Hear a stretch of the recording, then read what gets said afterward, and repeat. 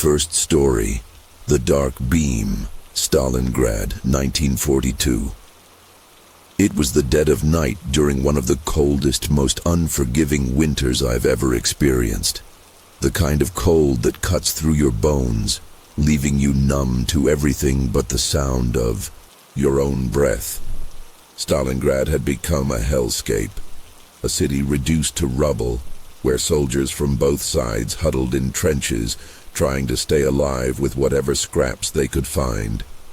I was with a small group of German soldiers, moving between the wreckage, staying as low as possible.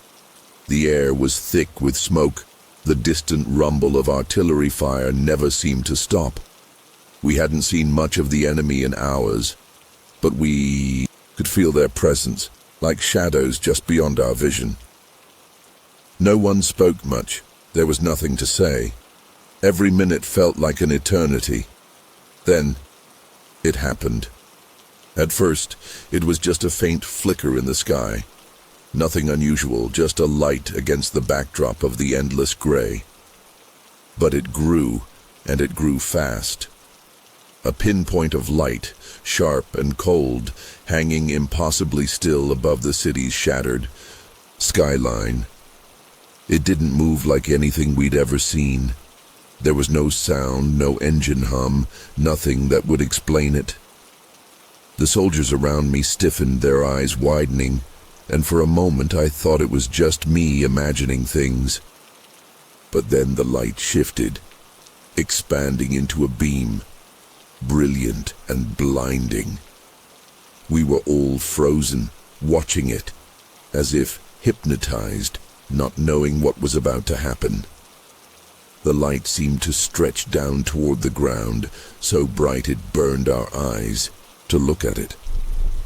I remember feeling a cold sweat on my neck, even though the air was already freezing. I don't know why, but my body tensed as if I could sense something terrible was coming. My heart was racing, but I couldn't move. I could hear murmurs from the men around me, low, terrified whispers. And then, like something out of a nightmare, the beam of light seemed to lock onto a small group of German soldiers further ahead, closer to the wreckage of what used to be a building. The beam bathed them in that eerie, unnatural glow. They didn't even seem to resist it. In an instant, they were gone. No explosion, no sound, nothing. They didn't even scream. One moment, they were there, and the next they were simply gone, like they had been plucked out of existence. For a second I thought maybe I had gone mad. The men I was with looked at each other, eyes wide, mouths agape. It was impossible to process, like something from a horror story. But it wasn't a story. It was real, and we had just watched it happen. The strangest part, the light didn't flicker or waver as it moved. If anything, it seemed almost alive, like it was reaching for something. The silence that followed was suffocating. For what felt like an eternity, none of us spoke. We couldn't tear our eyes away from the spot where the soldiers had disappeared. The beam of light lingered in the air for a few more moments before it started to retract, slowly fading back into the sky as if nothing had happened. The night was as quiet as it had been before, save for the distant sounds of battle. The men I was with, some of the toughest soldiers you could ever meet, were completely shaken. It wasn't just the mystery of what had happened, but the sheer impossibility of it. We all knew something had just happened that defied every explanation we had. Something that was beyond us, beyond the war, beyond logic. But it wasn't just us. A few moments later, we heard gunfire from the Soviet positions across the way. A few more seconds, and their shooting stopped too. We weren't the only ones who had seen the light. We weren't the only ones who had watched men simply vanish. In the distance, I could see Soviet soldiers standing up, looking around, pointing toward the same spot. I don't know what they saw, if it was the same thing we had or if it was something worse. But the look on their faces said it all. Fear, shock, and disbelief. For a brief moment, both sides just stopped. It was as if the war had paused, as if the universe itself had made us all hold our breath. No one fired a shot, no one moved. We all just stood there, staring at the dark sky above, waiting for whatever was going to happen next. But it didn't. The stillness that followed was almost unbearable. We were all standing in the dark, motionless, like we had been turned to stone by whatever had just occurred.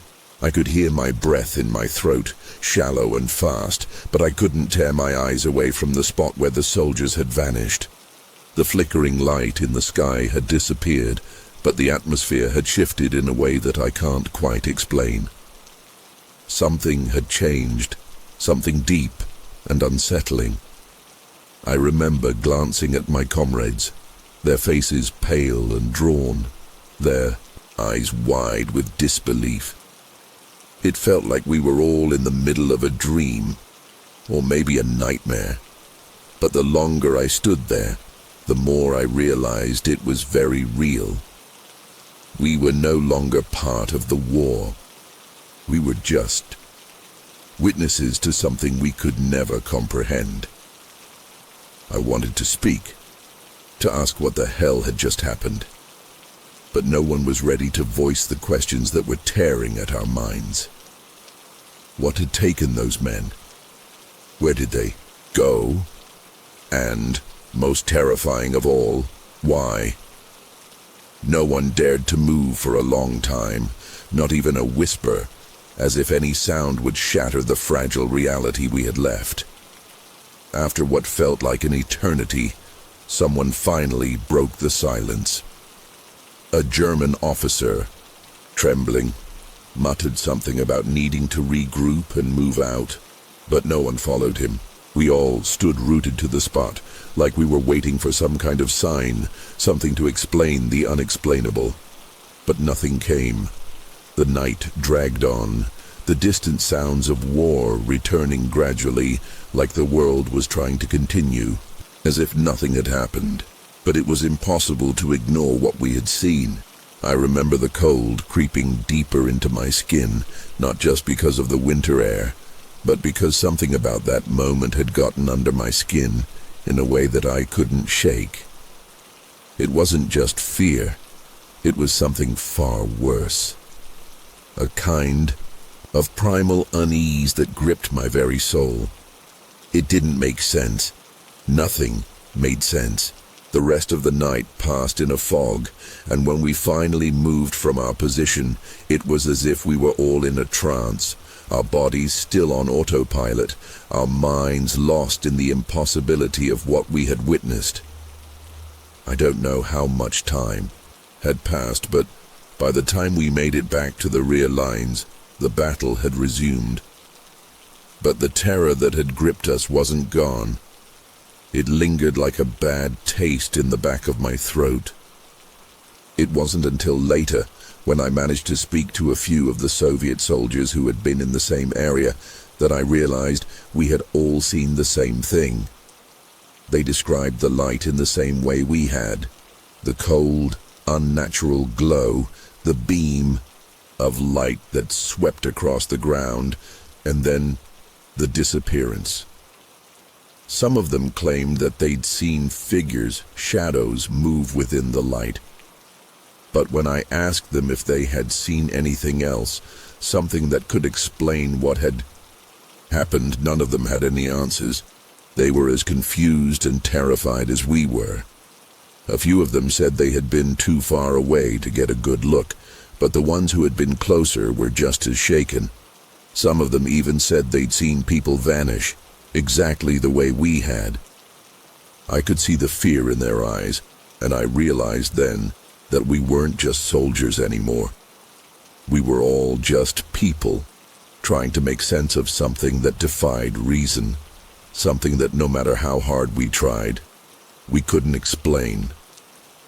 And worse, we couldn't forget.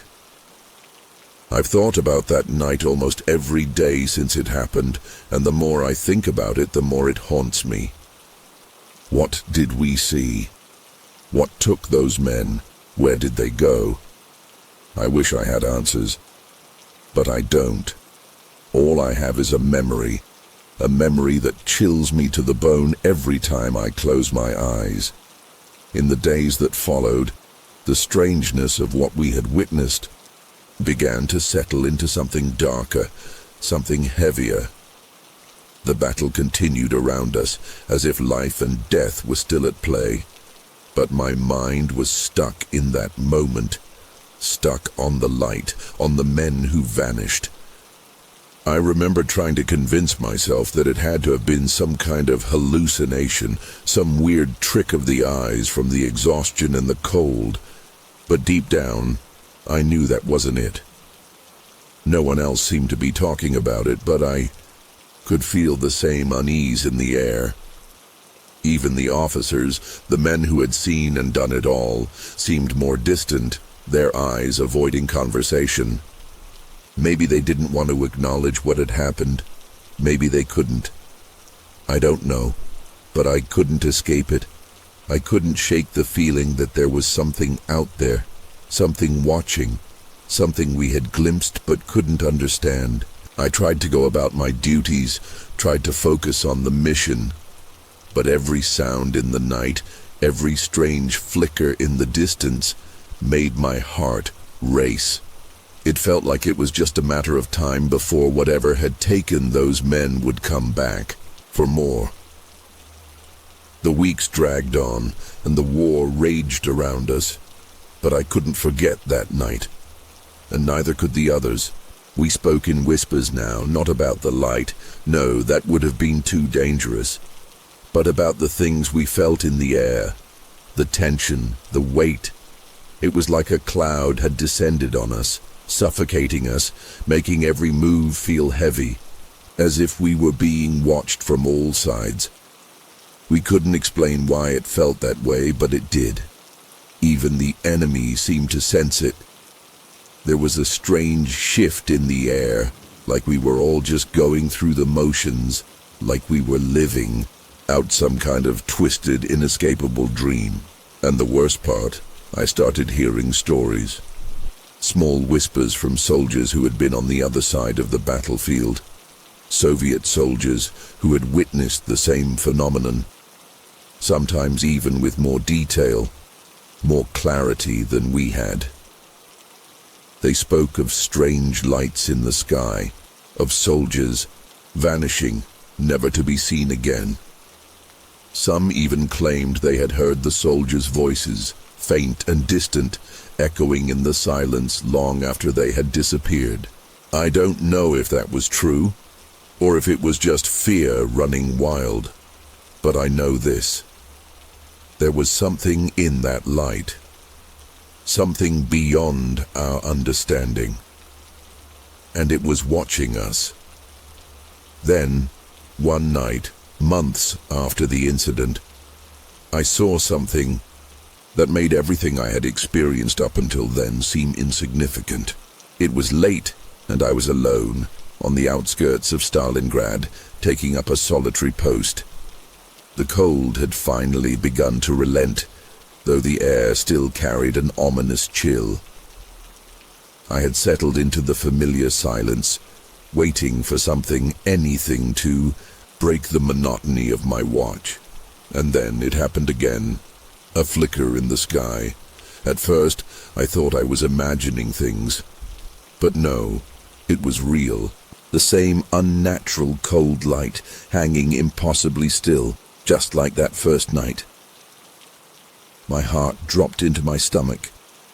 My pulse raced. I tried to move, but I couldn't. I was frozen. The light was brighter this time, almost too bright to look at, but I couldn't tear my eyes away. The beam of light shot down toward the ground, illuminating the ruins around me. And just like that, it happened again. Another soldier, standing alone in the rubble, was caught in the beam. And just like the others, he disappeared. No scream, no struggle, just gone.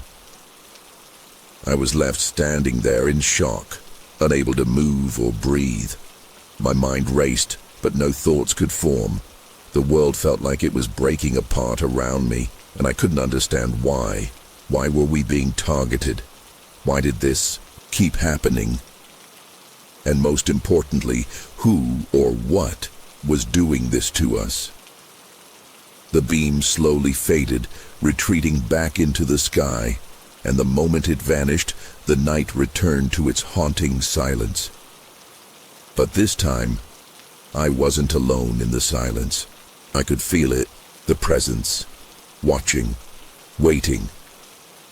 Something was out there, something far beyond the reach of our understanding, something that had been toying with us for months. It wasn't just a random occurrence, it was deliberate, it was planned, it was hunting us. I don't think I ever really understood the weight of what was happening, even as it unfolded before my eyes.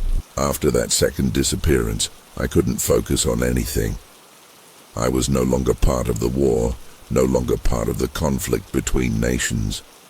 I was just a man trapped in something I couldn't escape, something that had come from nowhere. For days, I tried to tell myself that I'd just been unlucky, that I had witnessed some strange coincidence. But every time I closed my eyes, I saw that light again. I heard the men's voices in my head, their laughter and their cries, though I knew it wasn't possible. They were gone. They had been taken. The more I thought about it, the more I realized that no one else seemed to notice what was happening. The war raged on, but that night, that impossible moment, had become a part of me. The soldiers around me had no words for it. There was no explanation. There was only fear. A few days later, I was reassigned to a new position, far from Stalingrad's ruins. I don't know why I left. Maybe I thought I could escape the memories. Or maybe I just wanted to be as far away from that place as possible. But it didn't matter where I went. That thing, that light, followed me in ways I can't explain. It wasn't just a physical presence. It was in my mind, gnawing at me, reminding me that there were things in this world that no one had answers for. It wasn't the war that haunted me anymore.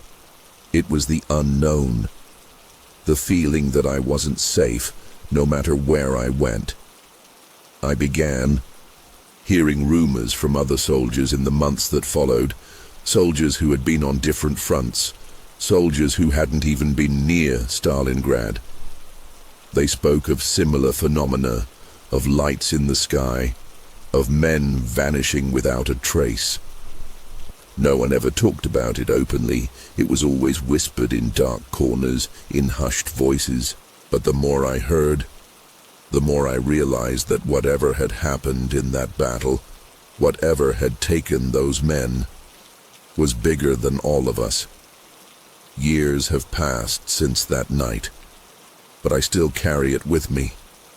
Sometimes I wonder if I'll ever truly escape the images of those men disappearing into that blinding beam of light. I've tried to move on, to live a life that makes sense, but there's always that part of me, that part deep down, that knows something happened that night, a thing I can never explain. I've heard people talk about UFOs, about aliens, but I don't think it was anything like that. It wasn't extraterrestrial in the way people imagine. It was something more ancient, more terrifying, something not of this world, or maybe something that existed long before we even understood what the world was. I don't know. Maybe it doesn't matter.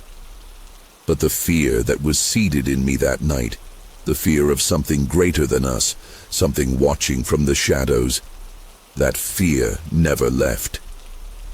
I've tried to bury it, but it comes back every time the sky flickers, every time I hear a strange noise in the distance.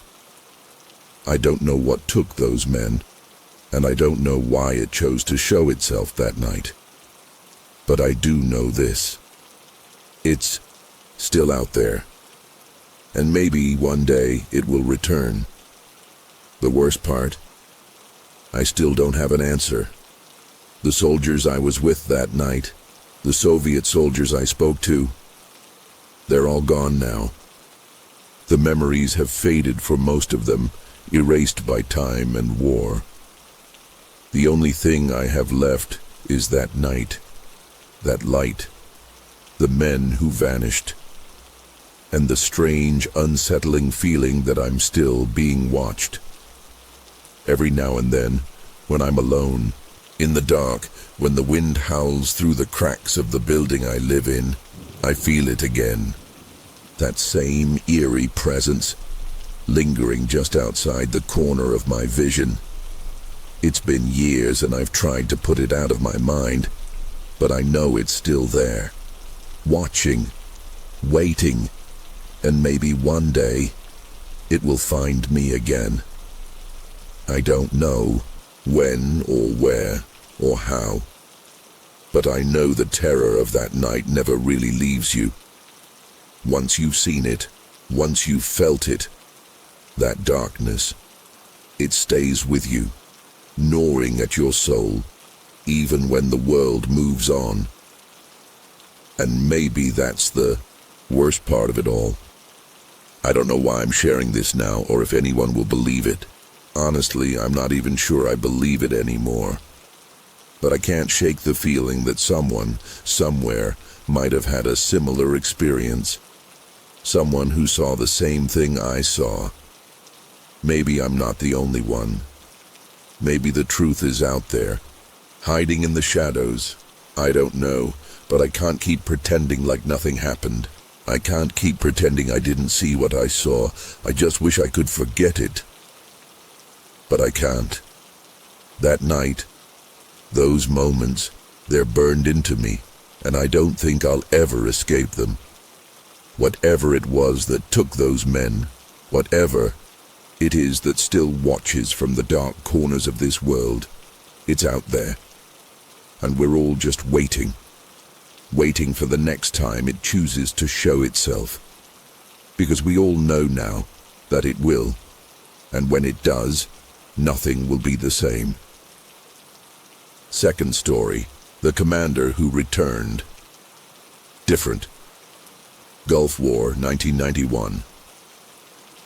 It was 1991, during the Gulf War. I was part of a convoy transporting supplies through the desolate desert, the kind of endless stretch of sand that makes you feel like you're nowhere. The night was pitch black, only the occasional glint of moonlight cutting through the darkness. We were on a mission that was supposed to be routine, but we had no idea what we were really walking into. The commander was a no-nonsense guy, serious, always a step ahead. He led us through the worst conditions without a second thought. But one night, something happened.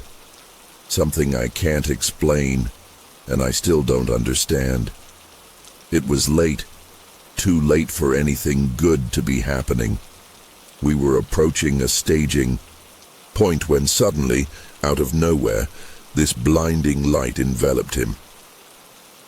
At first, we thought it was a flare or some kind of attack, but the light was too bright, too focused.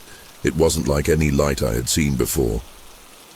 I remember feeling a strange pulse in the air, almost like the air itself was thick with something wrong. We couldn't move. It was as if the desert had swallowed us whole, and there was nothing but that light, and the commander standing in the middle of it. The next thing we knew, he was gone. We spent hours searching the desert, but there was no sign of him. No tracks, no trail, nothing. It was like he'd vanished off the face of the earth. As the hours passed, we started to lose hope, but we had no choice but to keep looking. We were soldiers. We couldn't just stop. But it was as if the desert had claimed him. And then, 3 days later, we found him. It wasn't some miraculous rescue or anything like that. No helicopters, no search teams. He just appeared in the middle of nowhere, right in the spot where the light had been. We were all confused, scared even. He didn't look like himself. His clothes were torn, his skin burned and blistered like he'd been through hell. His eyes, they were different, hollow. When he spoke, his voice sounded distant, like he wasn't fully there. We helped him back to camp, but nothing prepared us for what came next. I remember sitting in the medical tent, watching as the doctors tried to figure out what had happened to him. They ran all sorts of tests, but what they found was impossible to put into words. There were wounds on his body, and not just regular burns or cuts. These were strange geometric marks, almost like they were carved into his skin with precision. Some of them looked like symbols, others like patterns. Too perfect, too clean. His body was showing signs of something that couldn't be explained by any earthly injury. And the worst part, some of these marks seemed to have been healed already, like the damage had been treated by something far beyond our technology. I overheard the doctors whispering about advanced surgery, but none of them knew what it meant. We asked the commander what had happened, but his answers didn't make sense. He was disoriented, as if he was trying to piece together memories that didn't fit. When he finally spoke, it was like he was telling us a story from another world. He said he'd been taken to a place where there was no time, no space, just a void. And then he described them, the creatures, huge alien eyes, eyes that seemed to see right through him, through everything. They studied him, he said. They didn't speak, but they communicated somehow, through their eyes, through their presence. He couldn't explain it, he couldn't even make us understand. But whatever they did to him, it had changed him in ways we couldn't see. And the scariest part, he wasn't the same person anymore. He didn't remember us the same way. It was like he had been to another reality, and when he came back, he wasn't ours anymore. When they interrogated him, I couldn't be in the room. It was too unsettling. The things he said were so unreal. I could feel the tension in the air. The higher-ups tried to dig deeper, pressing him for details.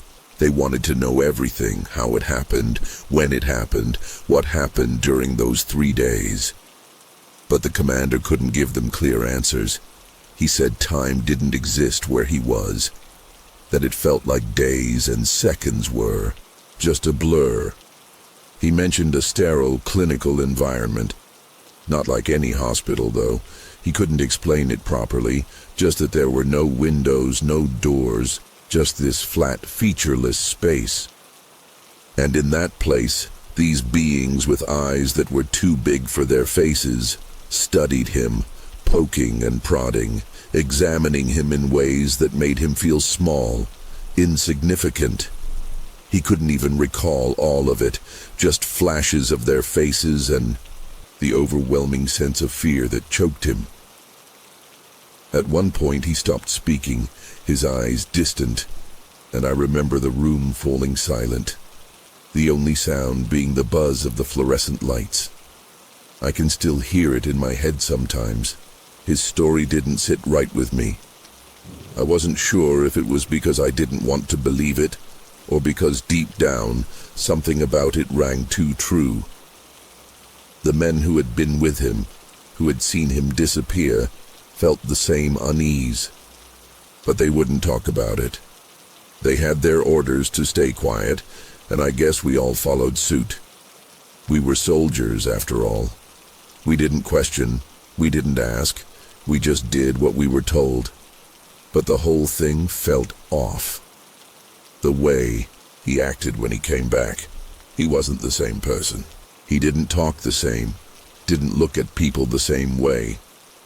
And those marks, those strange, surgical-looking scars, no one could explain them. Doctors said they couldn't be self-inflicted. They were too intricate.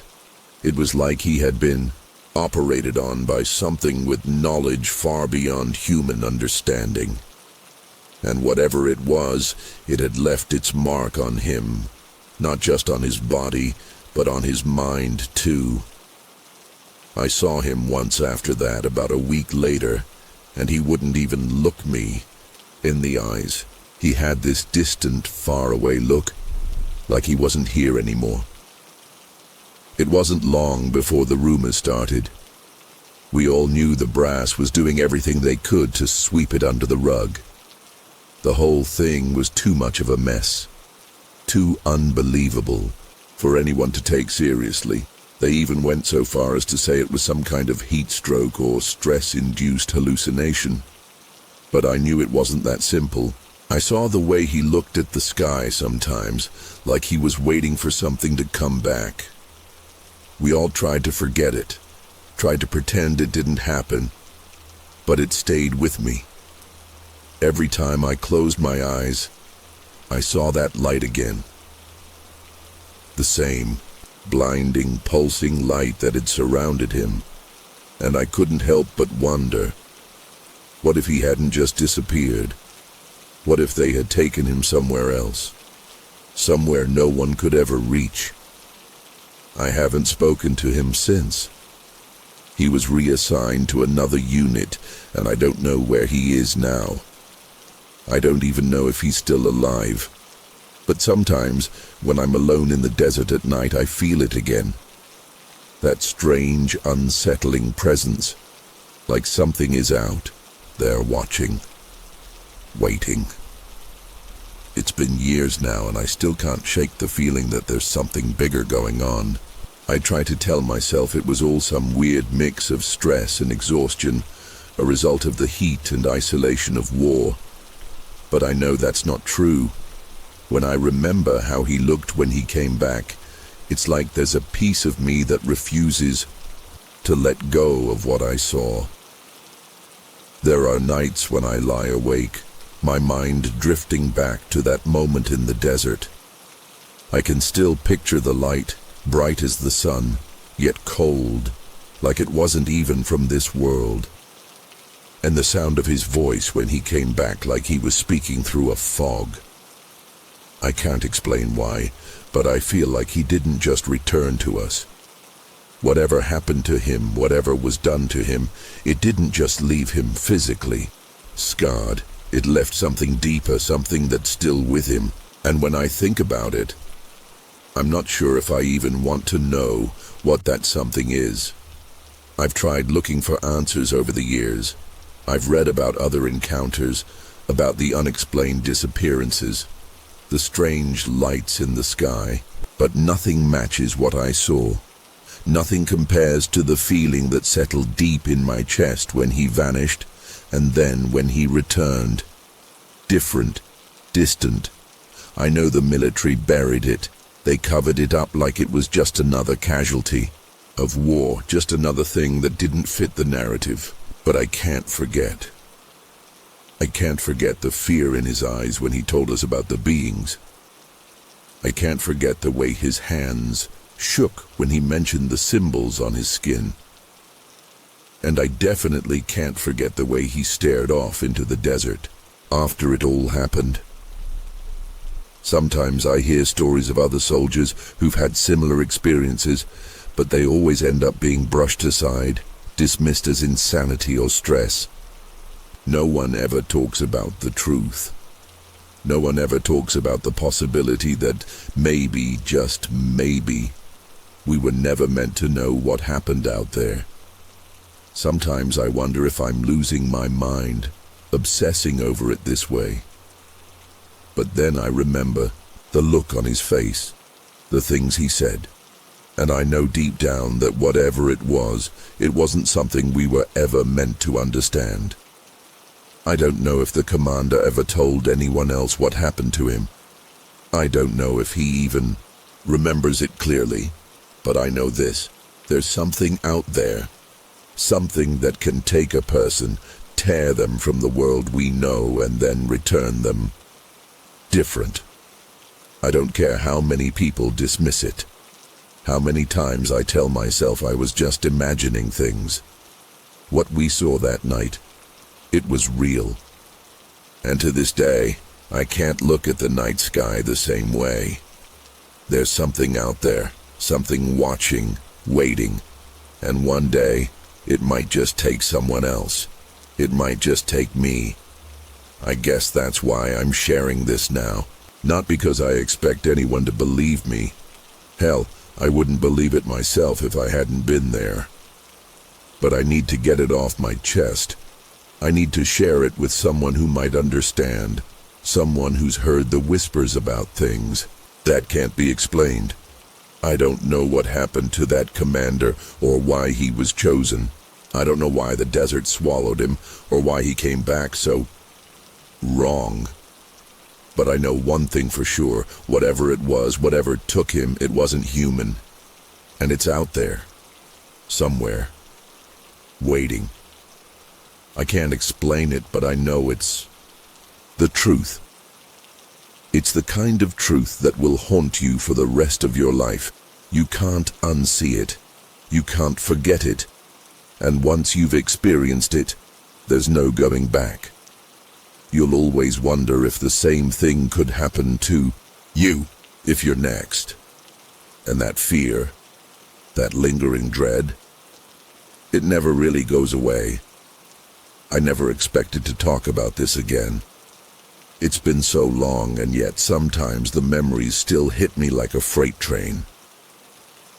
I try to go on with my life, act like nothing happened, but there are moments late at night when the world is quiet and I'm alone with my thoughts, when it all comes rushing back.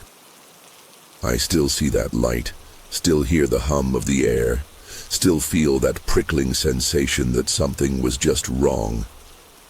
Even now, every time I hear a helicopter in the distance, I can't shake the feeling that they're not coming for us.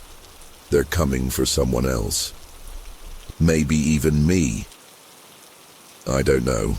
I've read all the books, tried to make sense of it, but nothing has ever helped. They say that when you're faced with something like that, something so beyond your understanding, it messes with your mind. But that's not what's eating at me. It's the fact that whatever happened to the commander, it wasn't an isolated event. It wasn't a random glitch in the universe. It was deliberate. And I can't help but wonder how many others are out there, still hiding their stories, still keeping their truths locked away. How many others were taken only to return as something else. There are times when I catch myself thinking about the commander again. I remember the look in his eyes when he talked about the creatures, how he said they were everywhere, watching, observing. He mentioned that their eyes were too big, too knowing. It's funny how something so simple as the eyes can make you feel like you're standing on the edge of something much darker than you're capable of understanding. And the worst part, he said they didn't speak, but somehow they made him understand. The terror he described wasn't just about being studied, about being watched. It was the knowledge that he was insignificant, that to them he was nothing more than an object, a thing to be observed and poked and prodded. And that realization that no matter how important we think we are in this world, we could be nothing more than a speck in the grand scheme of things. That's what haunts me the most. That and the fact that whatever it was, whatever he encountered, doesn't care about our lives, doesn't care about our time. It's just out there, watching, waiting, beyond our comprehension. And we're just here. I sometimes find myself looking at the stars, wondering if I'll see that same blinding light again. The fear still lingers. I've tried to forget it, to move on, but there are too many unanswered questions. The scars on the commander's body, the way he couldn't remember certain things, the feeling of him being gone in some way. I've been through the reports. I've read the logs. The military did everything they could to bury it, to erase any trace of what really happened out there. But there are things you can't erase from memory, things you can't just write off as stress or hallucination. The way the desert felt that night, the unnatural quiet, the fact that something was out there, it doesn't add up. It doesn't fit the story they want you to believe. And I can't shake the feeling that they've known about this all along. That whatever took the commander, they already knew it would happen. That it was only a matter of time. And the worst part? I still don't know if it's over. What if it's still out there? What if there's more we don't understand? I can't get rid of the thought that it's all still happening, somewhere out there in the dark. I'm not sure what I'm supposed to feel about this anymore. Anger, fear, curiosity, maybe all of it at once. What happened to the commander? It wasn't just a freak accident. It wasn't just a weird night in the desert. It was something deliberate. Something that didn't just change him physically, but changed his very essence, his spirit. I remember that final moment when they transferred him out, and we all stood there, watching him leave. There was a part of me that wanted to ask him if he had seen them again, if the creatures were still watching him, but I didn't. I couldn't. I guess deep down I was afraid of what he might say, afraid of what it would mean. So I let it go. But now I can't stop thinking about it. It's like an itch I can't scratch. I know it's real, I know it happened, but I can't help but feel like I'll never get the full story. I'll never understand it completely. And maybe that's the scariest thing of all, that we're all left in the dark, with pieces of a story that no one is brave enough to finish. I'm telling you all this because I can't carry it anymore. Maybe it's the only way to get some kind of peace. I don't expect anyone to believe me, but I'm not lying. It happened. It happened to him, and it happened to us. We saw it. We felt it. And even now I can't escape the idea that whatever took him is still out there, watching, waiting. And it's not just one man, one soldier. It's bigger than that. So much bigger. I don't know what they wanted with him or why they chose him, but I do know this. If they come back, they'll take someone else. And it will keep happening until we finally understand what's really out there. But maybe we don't need to know. Maybe some things are better left in the dark. I can't explain it. I can't make sense of it. But it's the truth. And now it's out there. Third story. The blue light that took us. Afghanistan, 2008. I don't even know where to begin, or if anyone will believe me. I keep asking myself if I'm still sane, or if something in my mind is broken after what happened to us. It was 2008. A typical mission in Afghanistan, or so we thought. My crew and I were flying a Black Hawk over the mountainous terrain, the kind of area where the landscape's as unpredictable as the people. It was supposed to be routine, just another supply drop in a valley with some hills on each side. Nothing strange, just the usual buzz of a combat mission. But then, out of nowhere, it happened. I've tried to put it into words so many times, but I don't know how to describe the sensation. At first we thought it was just a trick of the eyes. The whole sky ahead lit up, like someone switched on 1,000 searchlights all at once. Bright, blinding, but not from the sun. It felt like we were being watched. The lights didn't move like any aircraft we'd ever seen. They were too steady, too purposeful. They didn't make sense. And there was this cold, sharp silence that swallowed the helicopter. A silence I can't forget. I remember the panic building inside of me as we tried to call in to base. Nothing worked. I don't even think the radio was on anymore. It was like everything around us, our equipment, the air, the churning blades of the rotor, was being sucked into some void. That's when it happened. 1 second we were flying smoothly and the next we froze, midair, stuck. There was no wind, no sound, just nothing. The helicopter just stopped moving like someone hit pause.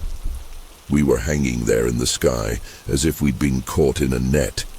Our rotor blades weren't even turning anymore, and I swear I felt like I was trapped in a dream. But it wasn't a dream. It was real. It felt like a force had taken hold of us, a grip so strong I could feel it in my chest, in my bones. The crew didn't know what to do. We couldn't move, couldn't speak. We were just there, suspended like we were part of something far bigger, something that shouldn't even be possible. Then, the light intensified.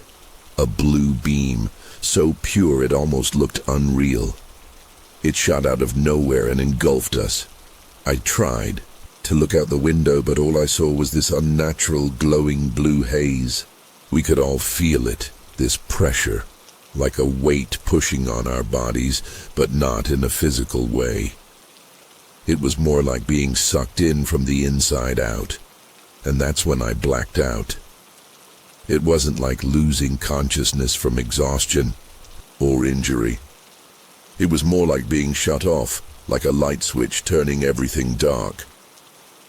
The next thing I knew, I was waking up, but it wasn't back in the helicopter. No, I was on the ground, but not where we were supposed to be. We had dropped 20 kilometers from our original location, like we'd been dropped by some invisible hand. I couldn't make sense of it at first. I woke up on the ground, disoriented, my head throbbing like someone had cracked it open. My crew was scattered around me, all of us groggy, barely able to comprehend what had just happened. We were all alive, but we were somewhere else. The landscape was wrong, and not just the geography. It was like the world around us didn't fit. The trees looked different. The air was still, unnaturally still. There wasn't even a sound, not the usual hum of the wind, not the rustle of leaves, nothing. We tried to gather our bearings, our minds racing with 1,000 questions. What the hell was that? How had we gotten here? And why did it feel like we were being watched even now? That's when I realized something. I wasn't alone. There was someone or something near us. I don't know why I looked, but I did. And I'll never forget what I saw. A figure standing at the edge of the trees. At first, I thought it was just one of my guys, maybe stumbling around like I was, but then it moved. It was too smooth, too fast. I turned and saw another, and then another. There were several of them, and they weren't human. They were humanoid, but not like us. Their skin was pale, almost translucent, and they had this weird, fluid-like quality to their movements. It felt like my vision was swimming when I tried to focus on them. They weren't close enough for me to touch, but their presence was suffocating. I swear my breath caught in my throat when I realized they weren't standing in the forest. They were part of it. I remember one of the figures approaching, and I couldn't move. I couldn't even blink. It was like time had slowed down, but in a way that didn't make sense. It was like the moment stretched forever, but also like it wasn't real. The figure stopped a few feet from me, staring down at me with its dark, deep-set eyes. I couldn't tell if they were even eyes, or if it was just a hollow blackness. There was something about the way it looked at me that felt like it was scanning me, or maybe reading my mind. I could feel it, like it was picking through my thoughts, my fears. My body was frozen, like it was out of my control. Then suddenly, the world went black again. Not a fade, not a gradual loss of light, but just darkness. It was like I'd been turned off again. When I came to, I wasn't where I had last been. I was no longer standing in that eerily silent forest. I was inside a room, a metal room. The walls were smooth, shiny, almost sterile, and the air felt cold, thin, like I wasn't supposed to be breathing it. I had no idea how long I had been out. The others were still unconscious, but they were nearby. I could hear the faint rustling of their movements, but my attention was on the walls, the surroundings. It was like I was in some kind of cage, but I didn't know why or how, or for how long. I tried to speak, to yell for someone, anyone, but no sound came out. I felt my throat dry, like I'd been screaming for hours, but I had no memory of it. There was a faint, almost mechanical hum in the background, like the entire place was alive. That's when they came back into view. The creatures, or whatever they were, walked into the room. I couldn't see them clearly at first. They were blurry, like I was trying to focus on them underwater. The same smooth, otherworldly movements. They didn't make a sound as they approached. They didn't have mouths, no visible facial features, but somehow I knew they were watching me, observing me. One of them stepped closer, and I could feel its presence, the weight of its attention pressing down on me. I don't know how, but I felt it. It wasn't just their gaze, it was like they were inside my head, inside my mind, reading everything. Every thought, every fear, every memory. It was like they knew me, knew things I hadn't even told myself. And I could feel myself slipping away, the panic rising in my chest. My hands were shaking, my heart pounding, but I couldn't move.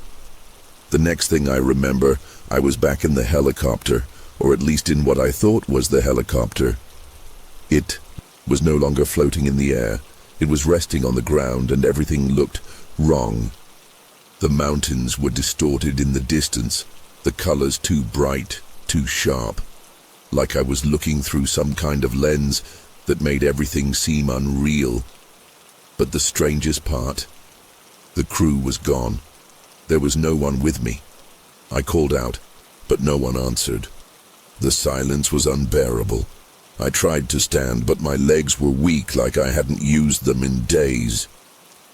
I stumbled out of the helicopter, disoriented, and as I looked around, I saw the ground beneath me shifting like it was alive.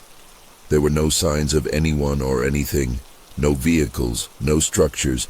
It was just me and the twisted, empty landscape. As if I had been abandoned in a place that wasn't even a part of our world. I don't even know how long I stood there, trying to make sense of it all. It felt like hours, but the sun never moved.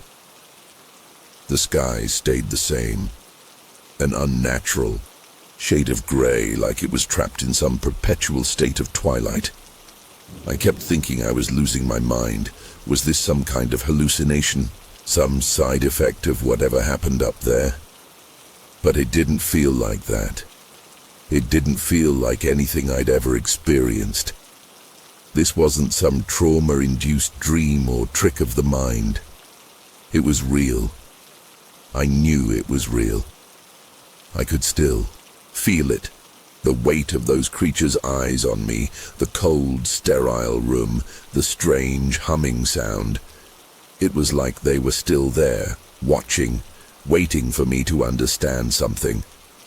I don't know how to explain it, but that's exactly how it felt. I felt like I was being judged, like I was some kind of experiment.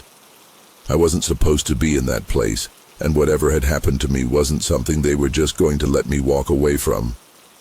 Eventually, I stumbled back to the wreckage of the helicopter, and that's when I noticed the others. They were scattered around it, like they had just fallen out, unconscious but alive. We all seemed to be in the same state, disoriented, unable to move properly. I couldn't shake the feeling that something had been changed in us. We weren't the same people we had been before. I tried to wake them up, but it was slow, almost mechanical, as if I was being forced to interact with them by some external force. The others began to stir, one by one, and the look in their eyes when they came to, it wasn't the same. I could see it in their faces. They were terrified. I wasn't the only one who remembered what happened, or at least some of it. They remembered the lights, the freezing air, the pressure that made it hard to breathe. But the worst part was that they didn't remember what happened after. They didn't remember the creatures, the metallic room, the way we had all been. Taken. As we gathered our bearings and tried to make sense of it, we found the radio still dead. No signal, no contact with base. It felt like we were cut off from everything. The only thing that was left to guide us was the empty, eerie silence of the place we found ourselves in. We had no idea where we were or how to get out. There was no trace of any other people or equipment around, just us, and the thick, unnatural air that made every breath feel like a struggle. We knew something had happened to us, something that had taken us beyond the realm of explanation. We weren't the same. Whatever happened to us up there in that moment we were suspended in time, it had changed us. There was no going back. We didn't know what to do, so we started walking. Walking in what direction, I couldn't tell you. We weren't trying to go anywhere specific, just trying to find something, anything that would tell us what happened, why we were there, why we'd been dragged through whatever hell we'd just been through. I remember the ground beneath my boots was soft, too soft. It felt like the earth was swallowing my steps, and the further we walked, the stranger everything felt. I remember thinking we were being followed, but not in the way you'd expect. It wasn't like we were being hunted, but we were constantly aware of something just out of sight, always just out of reach. The air felt thick, almost oppressive, and no matter how far we walked, nothing seemed to change. It was like we were walking in a loop, retracing our steps without realizing it. The mountains in the distance never seemed to get any closer. The horizon always felt miles away. And then, as quickly as it had begun, it stopped. Just like that. We were back. Well, almost back. I don't know how to explain it, but one minute, we were walking through the strangest terrain we'd ever seen, and the next minute, we were back at the original drop zone. The helicopter was intact, the sky was the same, the land looked normal again, but none of us felt normal. We didn't talk about it. We didn't need to. We knew. There was this unspoken understanding between all of us, like we were all trapped in some shared nightmare, and no matter how many times we tried to explain it, no one would believe us. We never spoke of it again, but we all knew. We'd been taken, dragged across a threshold we didn't understand, and dropped back like we were nothing, as if it was a mistake. It's been years now, and I still don't know what happened that day. I try not to think about it, but the memories, they don't fade. Every night, I still feel those eyes, the pressure, the unnatural stillness. And I know my crew feels the same way. We never told anyone, not even our families. What would we say? How do you explain something that defies everything you know about the world? The strangest part is that it felt unfinished, like there was something more to that moment we were part of, something we were meant to understand but never did. It's almost like we were dropped back before we could learn whatever it was they wanted us to know. Maybe they still watch us. Maybe they're still waiting. I don't know. But I do know this. Whatever we went through, whatever it was that took us, it's not over. It's never over.